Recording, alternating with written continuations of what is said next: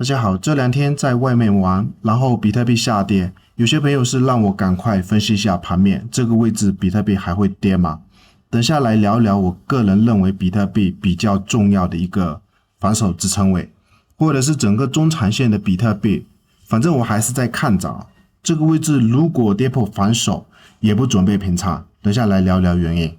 国语很烂，感谢点赞，或者新粉丝也可以加入我们 Discord 交易圈。另外，如果你正在考虑交易加密货币，我个人是选择使用 OKX 交易所，它是全球最大的加密货币交易所之一，而且业界公认客户资产储备是最高的。视频下方有我的 OKX 邀请注册链接。我们先来看一下比特币周线的这张图表。这两天视频是一直在提醒朋友们，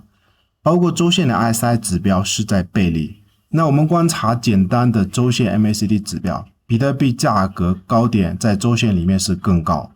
MACD 指标它的数值是高点更低，其实指标已经告诉我们，比特币目前价格涨高了。你如果真的要在这个位置或者是操作比特币，包括其他的一些币种，就是要控制好自己的仓位，因为该买的位置也是跟大家聊了很长一段时间。这一波比特币的牛市是非常的简单，趋势向上情况下。那上一次在这一个 75K 到 80K 的低点，也是希望朋友们继续买入或者是做多比特币，因为前面有跟大家讲过，当时比特币这一个10万美金的高点，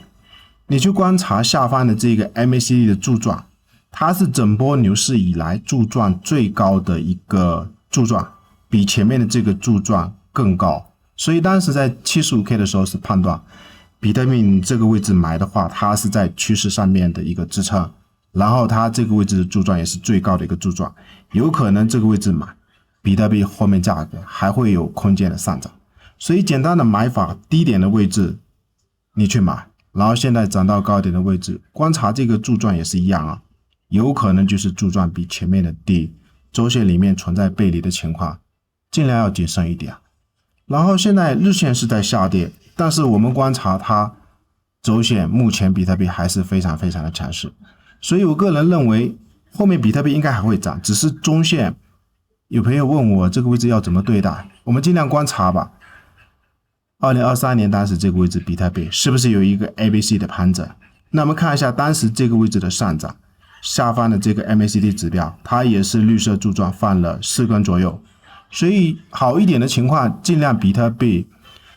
有几个支撑位不要跌破，特别是我个人心里一个防守位，如果跌破的话，我们要防比特币会不会有中线的盘整，我不希望它又像这种下跌，或者是真的再走一个 ABC， 这是坏一点的情况。那我们来看一下比特币日线的这张图表，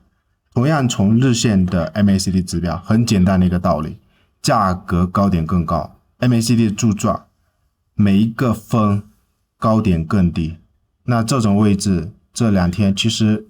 还是有希望，有些朋友你尽量控制好自己的仓位，就怕一根下跌。那现在下跌我们可以观察一下日线里面，它2根蜡烛是一个空头的吞噬，短期很重要的一个阻力。如果要维持比特币的强势，你尽量观察这一根蜡烛一半的位置，大约是在11万美金，要赶快给我站上，不站上的话，反正还是在这个位置，盘整对待为主，或者是盘整的支撑。我们来看一下日线，前两天包括推特视频也是有提到，另外一个比特币的支撑，我们观察当时的这一个低点，大约是在105000到106000美金，或者是还有一个很重要的支撑，这边有一个盘整区是在104000美金。不过我个人非常重要的一个心理防守位，也就是整个中线，你要去观察